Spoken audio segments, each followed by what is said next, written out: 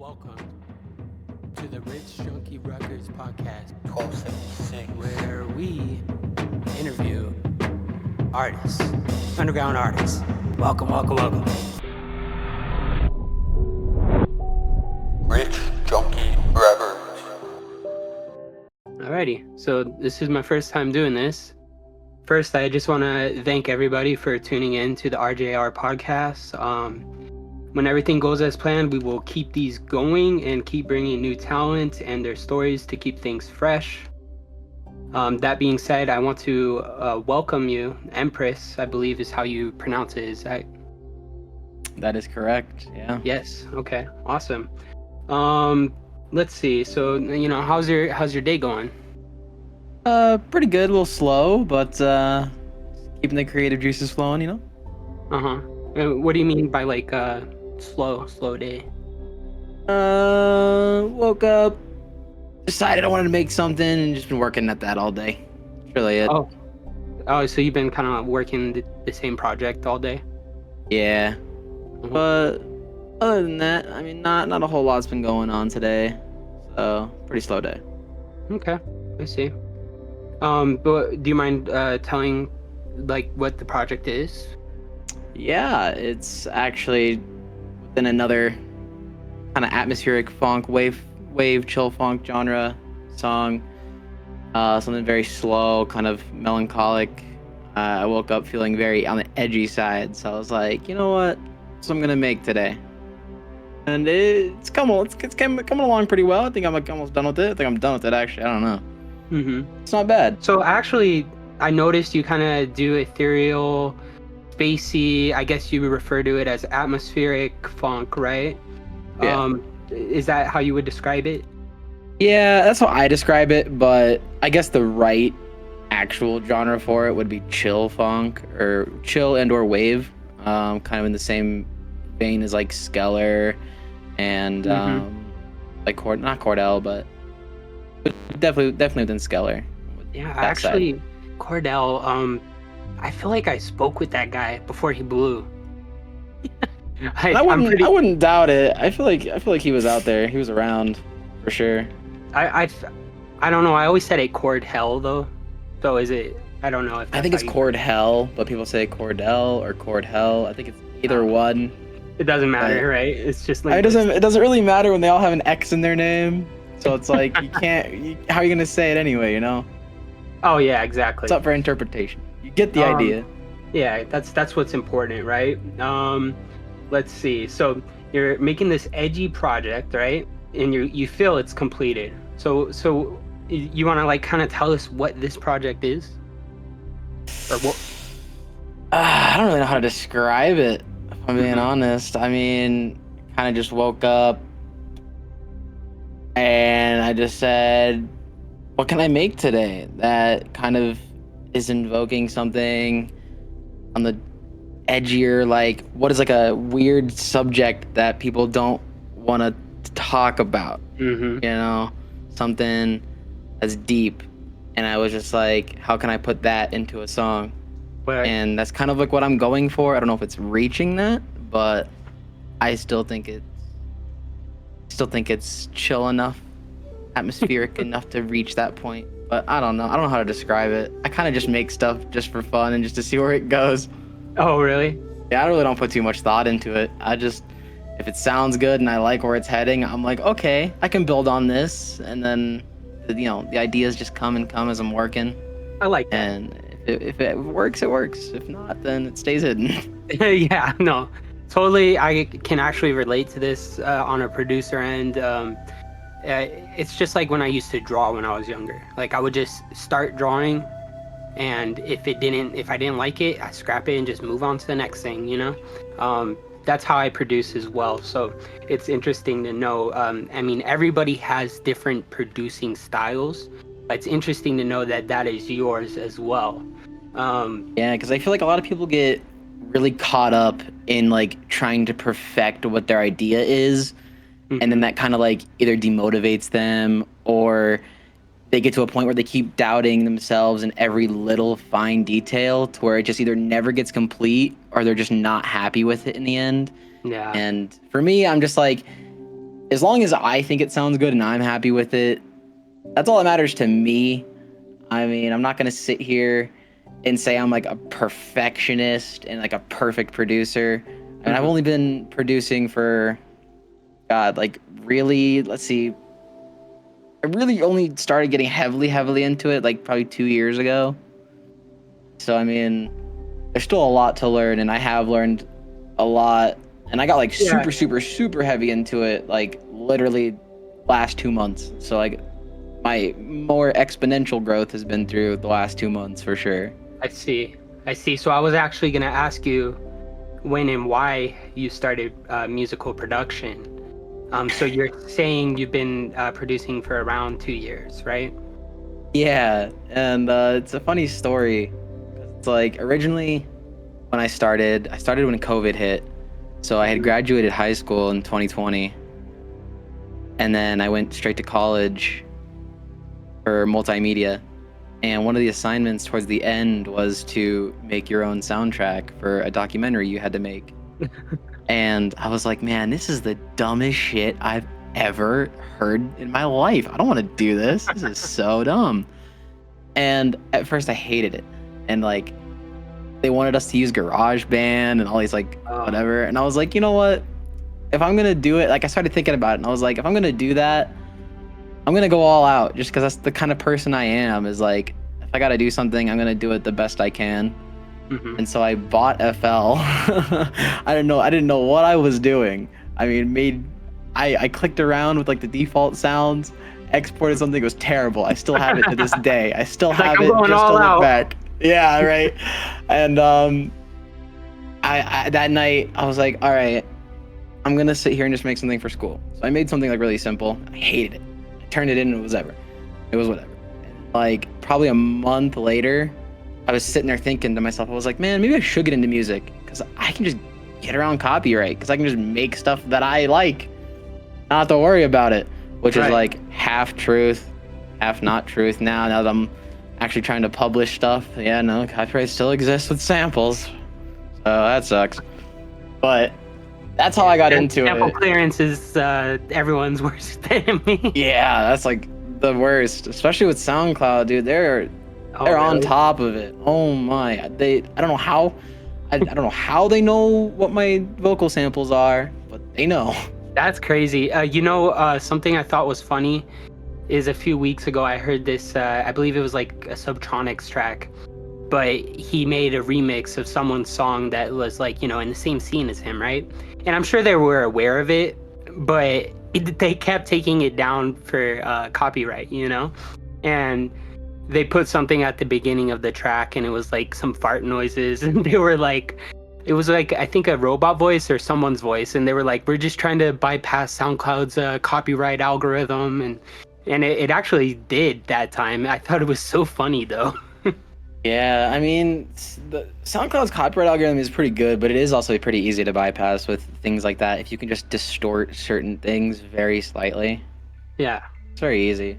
What do you think about that? Like sampling versus interpolation, right? So I'm sure you know the difference, right? Yeah, I think personally, I mean, I never really used to sample until literally last month. I mean, I usually hated working with samples, and I would always make everything from scratch, just because I feel like it was more creative, and it was like I didn't have to worry as much about people being like, "Oh, you copied this. You didn't put enough effort in. This isn't really artistic." But after taking a year of just learning and doing everything from scratch, I was just like, I don't have the time to keep doing this if I'm gonna like really put out music. So I was like, I will start working with samples just for fun to see where it goes, and it's been fun. How do you? I know for me personally, I didn't care for sampling, right? And I had got Serato sampler, and I didn't know it could actually separate the different tracks.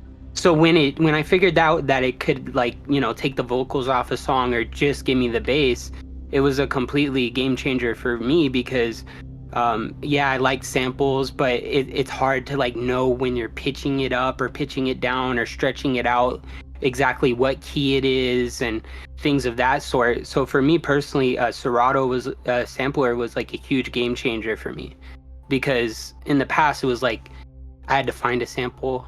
Okay, it's this BPM, this key. So I got to stick to this BPM, you know? But now, like, for me at least, the game's changed where I could take any song and just throw it in whatever key, whatever BPM I want, and go from there, you know? Yeah, and I mean, I've heard about Serato Sampler doing that stuff, and like I have it, but I rarely don't use it. Ever since FL added their stem extraction, that's like the only thing I've ever used. That's a thing now? Yeah, and it's really good. Is it one of those cloud plugins or? No, it's just built in within FL. Oh, really? I'm gonna have to Yeah. actually check this out with you after we are done with the podcast, and so I can figure out more about this. Yeah, it's super cool. It's been my life changer for sure, like savior. Because before if I wanted to grab something, I would go to like Lala AI or whatever, and I'd have to like put it in No clue there what that and is. extract it. Oh, it's kind of like Serato and or FL's like stem extractor, but it's a website for just like extracting all that stuff. see. So it was just like an extra like 3 steps, you know. So I used to do it the hard way. But I mean, either way you do it works. It's just about how many steps you want to take, you know. Yeah, definitely. I see. So yeah, I didn't even know of that tool either. So that's interesting. Now, as far as funk goes, I know of drift funk, house funk, and Memphis funk. And then, of course, what you said is more of a wavy type of funk, right? Something of that nature, atmospheric, ethereal. I noticed recently you had sampled the Devilish Trio, and I was wondering if you're familiar with their work at all.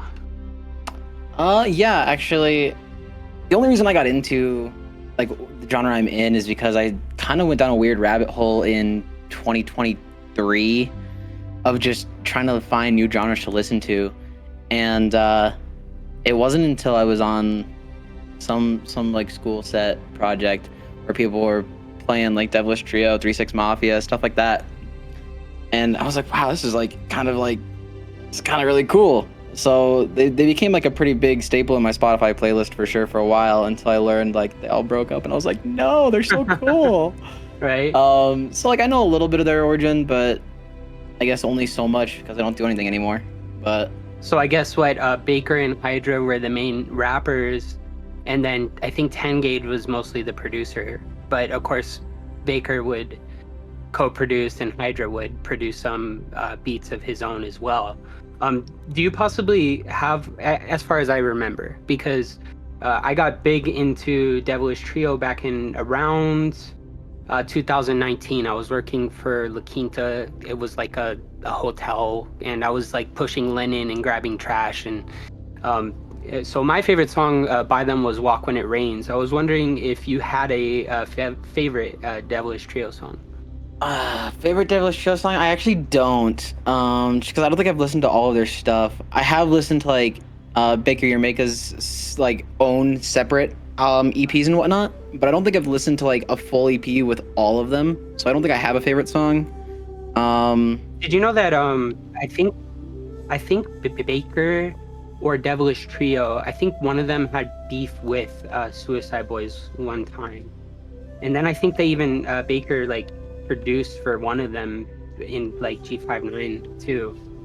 No, I wouldn't doubt it. I wouldn't doubt it because people kind of put 2 and 2 in like the same pool, because every time I use any type of like old school Memphis rap for vocals, people immediately jump to, oh, that's Suicide Boys. Oh, that's Suicide Boys. It's like, no, it's not. No, no. And what's it's funny not. is I think in one of the Trio song they say, you know, you're rocking Memphis stuff, but you don't even understand the culture, this and that.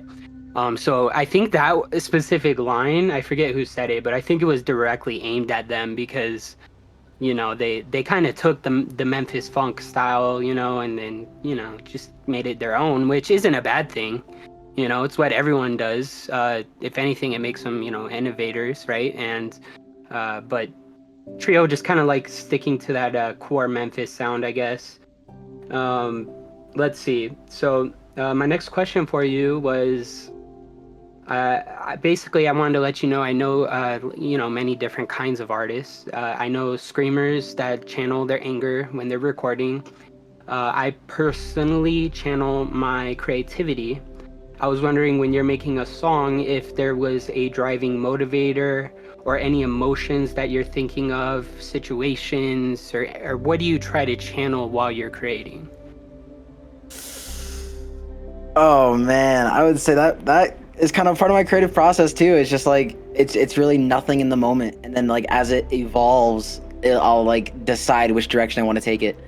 Where it's like it depends on like it all depends on what type of melody I create first. Really, if it's like some slow, really long, drawn out melody, then I'll be like, all right, I feel something kind of like slow and chill and like melancholy, kind of sad. Or if it's something like really like on the faster side, I'm like, oh yeah, this is hard. I can feel something kind of crazy going here. Yeah. It really Just depends. I mean, because my biggest motivation for even doing any of this is really just to have something to do that I could say, hey, I do this too, you know? Because I'm on the very creative side of everything. I do Right. a lot of creative stuff, you know, like photography, videography, cinematography. So it's just like music is just one of another pin on the board. Another avenue you're taking, right? Yeah, so it's just like my main motivator is just to make something that's good, that if I ever need like a job or like a side thing, I can say, hey, yeah, I do that. I'm actually pretty decent at that. I can make that too. And one day maybe it'll get me paid somewhere. I don't really think too much into it, to be honest. I mean, I just do it all for fun. Exactly. That's really all you have to do. You know, if you're coming, at least in my like view, if you're coming at it from a I need to conquer and be at the top, you're coming from a state of lacking, right? So the universe will respond with your perceived state of lacking with a state of lacking. So that's just how I see things in as far as like manifestation goes. I was wondering, what is your favorite dessert? My favorite dessert? Oh, shit. That's a hard question. There's a lot out there. You're really a big dessert lover, or? I mean, I'm not a big dessert lover. I really don't get it that much. But when I do, I'd say, have you ever had the those like chocolate lava cakes? Oh my god, those are Like so good. baklava, or no, it's not that. You're saying It's chocolate lava. yeah, it's like a brownie, and then inside is melted milk chocolate. So when you sounds so cut good. into it, it just like oozes out milk chocolate, and you get this brownie. It's so good. And then you mix in like man. vanilla ice cream. Oh, dude. Oh, That's a vanilla really ice good cream's one. my favorite. And they Vanilla like, anything is great. people will say, "Oh, that's so vanilla," but I'm like, I love vanilla. It's like my favorite ice cream. Right? But I don't know why people don't like vanilla stuff. It's like you're missing out. see, Missing out. I'm like, I'm not too big on chocolate. I like brownies, and I it sounds good with vanilla ice cream for sure. But I some chocolates I like. So I like dark chocolate just because it has benefits like antioxidants, right? And love caramel, however you want to say it. Caramel's good. Dark Yeah. chocolate, I'm like about. Sometimes it's good, but Yeah. Well, I had this really good one recently. It was caramel with sea salt and, you know, 95% cocoa.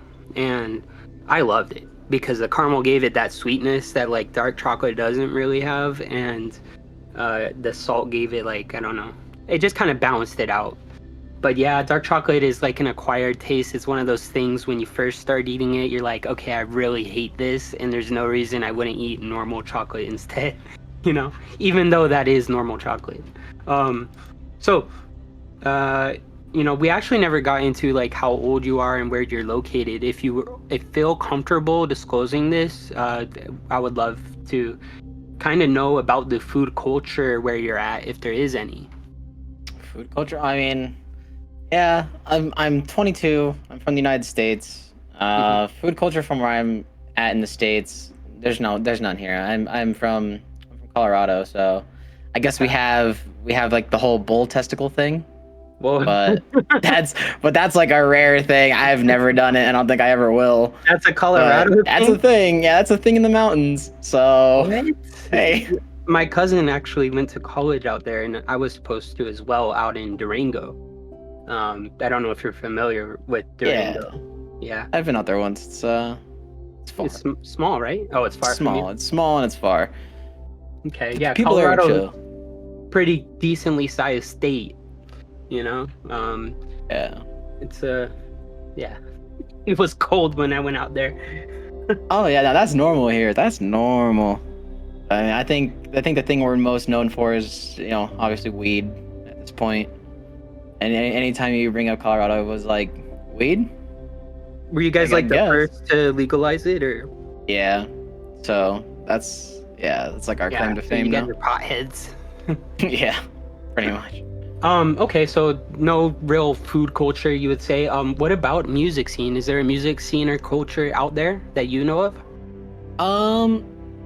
I've never really checked. But I do know a little bit that there is like an EDM kind of scene, but I don't know a whole lot about it. I do know it's big here though. Mm-hmm. I just don't know where. You know what is so funny? So I live in Vegas, and of course we have quotation marks rave culture, right? Because mostly the artists here have residencies, they're big artists, or they're mostly big artists that have residencies or come play at the rave venue. But as far as I know, there's no underground rave scene. But when I went to LA like a few months ago, I actually went to like my first warehouse rave ever. And I've never been to a warehouse rave. And I've always been fascinated by rave culture. And it was an experience. And I found out that out there in LA they actually have just nonstop shows. The venues are constantly changing. So that's why I was curious, because I've never experienced or seen anything like that. So it kind of threw me off, because again, I'm just used to like, oh, Marshmello's playing, or Steve Aoki, or you know what I mean? Just name any big EDM artist and they're playing. But as far as rave culture out in Vegas, I mean, we don't really have it. Right. I mean, I feel like with raves, I mean, you kind of have to be like really, really into that scene to kind of know everything that's going on. But I feel like that's with every like, I don't know, with every scene. Yeah. Because like people who are really into it are really connected with everything, so they'll know, And if you're just like on the outside looking in, you're like, how do you know about this? And it's just like you gotta. So as far as I know, there might be rave culture out here, is what you're saying. It probably is. It's probably just hard to find because you just gotta know that one person that knows. Yeah, I believe that's true. What would you say your favorite song or artist is right now? And you're not allowed to say yourself. My favorite artist and my biggest inspiration for even doing music, for getting into music, is Last Century for sure. Oh, yeah. Last Century, all of his music essentially where I learned my style, because it's his style. So I've listened and listened and listened to all of his music, and I've taken the time to go through song by song and literally pick it apart, remake it from the ground up, and just be like, okay, what is he doing? What is he using? That's how I've learned, and I feel like it's helped me a lot. What's your favorite song by him? It varies on my mood. There was one song by him that I swore I was gonna dive to. I was like, this is the song. In a good way or a bad way? Just like the song that would be playing at my funeral type way. And I was like, this is the song. It was called Neon. Okay. And that was a really good song. I think right now it's Surf. He actually just released a new song. It's so good. I was like, damn. I'm making a list because I'm gonna definitely check these out. Lost Century, I wouldn't say I have too much familiarity with, except once I bought a Lost Century type beat. Yeah, he has a really unique style. His style is just, I don't know, dude. It's like a whole nother life, whatever. And he's. I wish he was more known. I mean, not a lot of people know about him, but his songs are everywhere, but no one knows. You know. Yeah, it's kind of like the producer conundrum, you know? I mean, you can make all these fire tracks and work with these big artists, but no one really, notices or realizes, or even cares to dig into like the producer's music, Right, and I mean, I guess to Last Century's credit, though, he's from Belarus, so it's like all of his fans are Russian and over on that side. So I mean, that side probably knows him very well, but like America and whatnot, Canada, not so much. It probably just takes some time, maybe. Yeah, but I mean, like if you look at the views on his music, I mean, they get great views. His most popular song has 16 million views. I mean, that's a pretty big feat. Yeah, no, I mean, it's a popping off genre. If you know how to make the right kind of song, you can really go viral. Me personally, a bunch of people will probably disagree, but I would say Last Century is like the godfather of the genre of wave funk and whatnot. Is that what you call it, wave funk? Yeah. It's definitely deviated from just like what I knew it as, which was just like Memphis funk. And like when people started, it was just what you could hop on YouTube and type in 6.66 FM or whatever, and listen to the live like Memphis funk trap. Memphis 66.6. Yeah. Yeah, exactly. Yeah, so it's definitely evolved a lot. It's actually been pretty crazy to see. Never thought people would pick up funk the way that they have. Yeah, now it's kind of going down a bad rabbit hole with TikTok, though. I mean, the whole drift funk and Brazilian funk thing. I like Brazilian. Not a huge fan of that. I think the drift funk and Brazilian funk are like horrible in my opinion, but those are like my favorite. really, I don't know. I mean, they do really well on TikTok and like social media platforms for sure, but it's just not my taste. I guess it's just because I'm like, I've mellowed out from like my music taste. I mean, I just like only listen to chill shit. Yeah, well, I've never even heard of wave funk, so you're opening like a new door where I'm like, I need to first see what wave funk is. And yeah, I'll definitely check out wave funk. If you do, definitely go down Last Century's channel and just take a listen to some stuff, because it's pretty good. I don't know how I ended up on this side, but I did, and I'm glad I did with where I landed, because it's gotten me into making music, and it's fun. It's interesting. Do you feel AI has the capability to sometime in the near future take over our positions as an artist? If so, how does this make you feel? No, I don't think AI has the capability. AI doesn't really understand the thought process of, let's say, making, especially like in my genre, right? Is like, if I'm looking for a really specific melody, like, do you know the new plugin Spawn? No. This is like that question is a perfect example to this plugin. So do you know about Sauceware though? No, I don't. VST company who's made Scorch. Have you ever heard of Scorch? No. Mm-mm. Okay. So let me give you some backstory then. So Sauceware is a small little company that makes some VSTs, most notably Scorch, which is like a distortion, whatever plugin. I don't even know. I haven't used it. But just this year, or rather in like November, they just got done out of a 2-year development releasing a VST that uses AI. Mm-hmm. It's called Spawn, and essentially it's like you select a few options, you give it like, I want a pad or a synth or a piano in this key, Mm-hmm. And I want it to be like a chill melody, right? Yeah.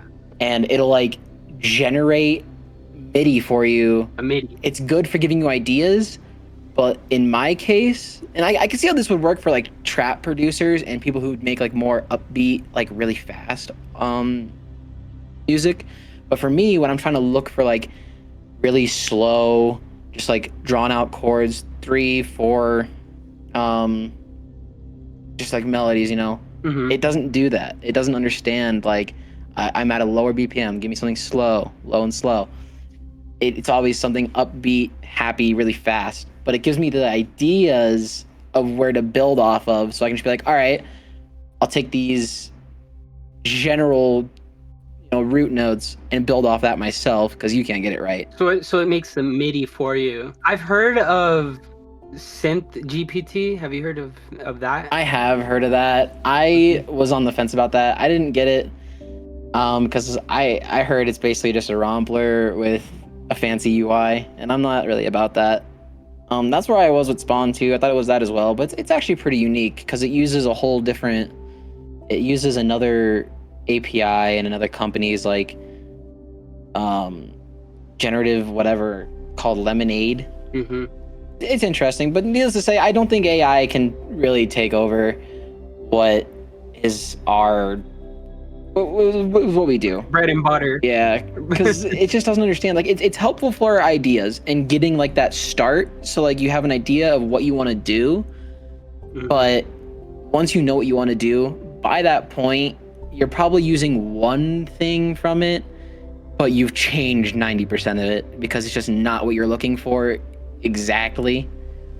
So, I mean, yeah, I don't think it's in the music industry. I don't think it's terrible. I don't think it's the end of the world.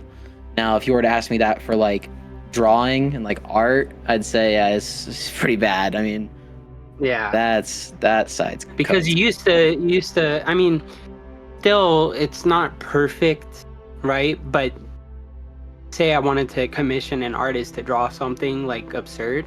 I mean, AI can get kind of close, Have you ever used Muso AI? No, not Muso. I did use Suno because I played around with it recently to see if I could get something that was like sampleable for vocals. Because I was like, man, I have this idea. Maybe I could get vocals off that. And I tried it, and it was interesting. It was cool, and it could make stuff, but it was never like, wow, this is really good. It was okay. I actually meant Suno, and I used it once and put like my lyrics in there. And it had the same flow as my song. It was so funny, but the beat was like, I put like a funk beat and it was off completely. So it definitely doesn't know how to do funk, at least Suno doesn't. Yeah, and I think that's most thing with most AI is like the way they're trained is just so upbeat and happy and like bright. So if you were to tell it anything other than what it knows, it's not gonna get it right. Yeah. So I wouldn't worry. I feel like if you use some parts of AI for your benefit, that it's not bad. Yeah. Okay. That's a good perspective to have. I was wondering if you had plans for different genres, or if you possibly plan on just laying some vocals down at some point. I'm going to definitely most likely stay in this genre. When I first started back in 2022, I did try different genres. I originally wanted to do like lo-fi and whatnot. But it was just like, one, I was really bad. So I thought I was just bad at lo-fi. And then it was also just like really, really slow for me. Lo-fi is so saturated too. It's like Yeah. everyone wants to make study music, I mean, Exactly. like rain in the window study music, like. Yeah, so that didn't stick. And then I went down I went down the drill rabbit hole. And I was like, wow, this is really cool. And I was like, after I tried to make drill, I was like, wow, this really sucks. So that didn't stick. Yeah. And then I found wave funk. I was like, I'm gonna try that next. And it just stuck. Once I started sitting down and saying I wanted to do it, and I started remaking last century songs. Because basically the way I started, it was just all remakes. I mean, if you were to go to my YouTube channel, I mean, let's see, when did I first start? First remake, I started, yeah, 2 years ago. Okay.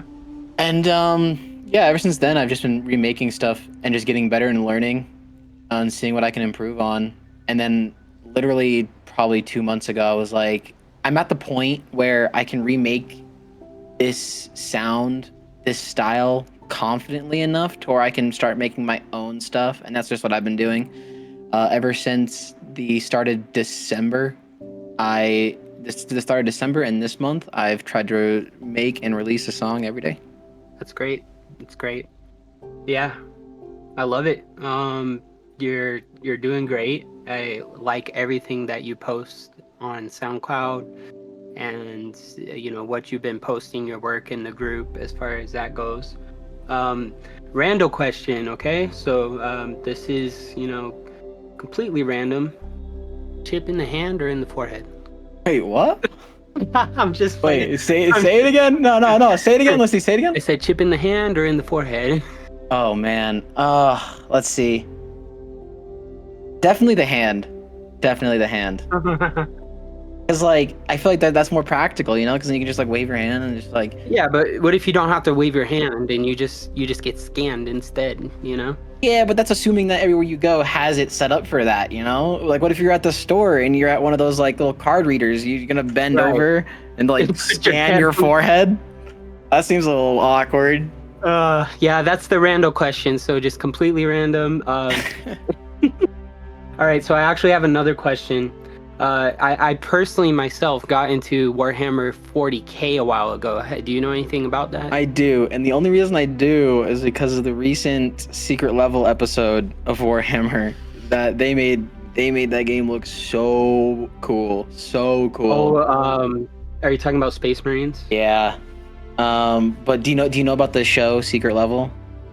I don't. I've never heard of it. Oh my. I'm gonna send you a trailer for the episode in your DMs here, and you can watch it whenever. But this made the game look so cool. I guess it was technically like a trailer for Space Marines. And I was like, wow, if the game's like that, I'm buying it.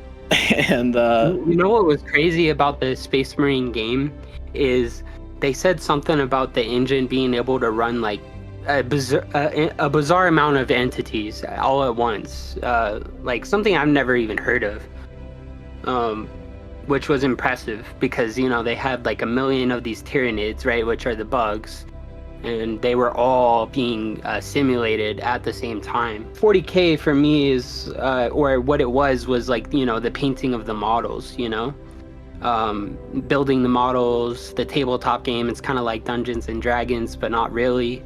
Have you heard of the tabletop game Warhammer? I have not. No. Okay, so I was just it's like I said, it's basically Warhammer fans will say this is blasphemy. It's basically like Dungeons and Dragons in a sense, but it's not like a fantasy game.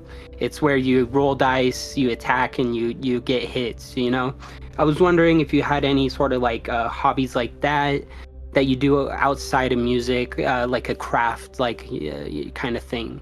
I mean, I do game, not as much as I used to when I was younger. I've outgamed my passion for gaming since all through high school.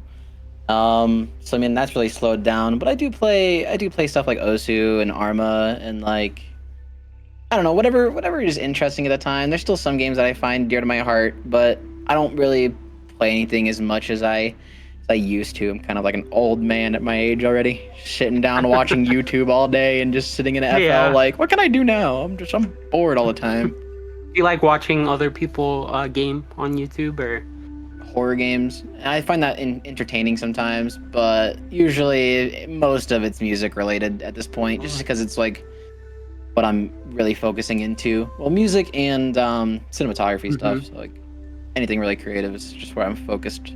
Yeah, I've always wanted to do like a short film, like an indie film, me personally. So I was wondering if you're working any sort of like, I don't know, short videos or. Yeah, I just graduated college literally at the end of last year, or 2024, November, when I had to make my own short for my final. So I mean, I've done it, and I've worked film sets, like short film sets, and they're fun. It's really fun, and it's like the thing I want to do in life. So like that's kind of where my passion is. So that and photography, I do a lot of like photos for like the cosplay community, which is also super fun. So like that's why I say like I'm always on I'm always doing something creative, whether it's music, photos, that type of stuff. That's really great. I love it. I just love creativity in general, so I'd love to hear this. I think creativity is something. I mean, not everyone is born creative, so it's definitely something that is a gift. I don't think I'm born creative at all. I just think, I mean, usually I think I'm terrible at what I do, but I give it a try, and if the results are great and they're good and I like it, that's just like, again, what matters to me. Cause like, if I can make something that makes me go, wow, that's all I care about. If other people like it, that's even better. But like, it's about proving to myself that I can be creative. Cause like I said, I don't think I'm creative, but if I can do something and it turns out good and I'm like, damn, I did make that. That's the goal. So you think it's a matter of applying yourself more? Oh yeah, for yourself. 100%. Okay, I like that too. Because I mean, anyone can do anything if they just try their best. My last semester in college, right? Like all before this last semester, I was just like doing stuff for a grade and it was whatever. And I was like pity assigned like sets to shoot. And I didn't really like what I was shooting, So like during that summer break I had for my last semester, I told myself, and I told my parents too, I was like, it's my last semester. I'm going to go out with a bang. I'm going to make my own short film. I'm going to write it and everything. And everyone was like, yeah, good luck. All right. So over summer, I wrote the script and everything. It was really short. So short. And it was like 6 pages. It's like just like 5 minutes. Oh five yeah. minutes. Yeah. So I did that though, and literally had it done and shot within the first 2.5 months of the semester starting. Mm-hmm. And my own teacher didn't even think that I was going to get it done in time either. So she was like, I'm surprised you even got it done. And wow. After that semester ended, usually we have like a show, and like I submitted to the show just for fun, just to see like what would happen. Like I wasn't expecting anything, because I mean, I shot very on the nose. I shot what I wanted, what I thought was cool, not to anyone else's standard. Right. And when I submitted it, I woke up 2 days later to an email from the school, and they were like, hey, congratulations, you got 2 nominations, one for cinematography, one for editing. And I was like, oh, that's fucking sick. So I ended my semester getting nominated in the student film, in the student show. So I was like, yeah, that's cool. Mm-hmm. So it's like, if you apply yourself and you say, I can do this and I will do this, Mm-hmm. and you Let just that be inspiration for anyone that possible. decides to listen to this and they question their ability. Let the words that you just said resonate with them strongly, because I've never I guess had to have seen it from that kind of perspective, but I feel that what you just said is real powerful. 100%. There's probably going to be people out there that feel that they're not creative and that they just don't think that they have it. Trust me, you do, because I'm in that same boat, and I definitely was with music as well. But just keep trying and just stick to what you like, and it comes with time. I want to just say, just start, right? Like, Exactly. you don't have to know what you're doing. Just start. Just take the leap of faith. Don't even hesitate. You don't have to know what you're doing. That's the fun of it, not knowing what you're doing, and then like working up from nothing and going from making stuff that's like, ooh, that's really bad, to stuff that's like decent, and then saving your old stuff, always looking back on where you came from to now. That's huge as well. That's a big inspiration as well. What's funny for me though is when I make this stuff I thought was bad, I was always like, yeah, this is like the best shit I've ever done. And then I noticed that I just get better and better, and I'm like, okay, well, I thought this was good, but when I look back on it, I'm like, oh my goodness, I could have done so much better. But you're also like, I still appreciate it. Like, I still appreciate you for trying and doing that and making it, even if it's not perfect or what you can do now, it's still, good, Right. Yeah. Same. I mean, I think we always have that moment where in the time we're like, damn, this is really cool. But like knowing the knowledge I know now, I look back at some of the stuff that I've made before, especially like all the remakes that I started 2 years ago. and I look back and I listen to them and I'm like, wow, that's terrible. I could redo that and make it 20 times better.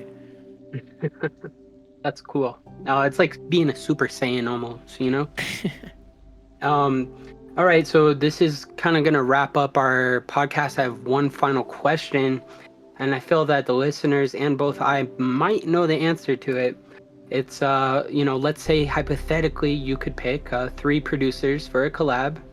It could be anyone famous or underground, doesn't matter. Who would you pick for these 3 collabs? 3 producers? I get 3?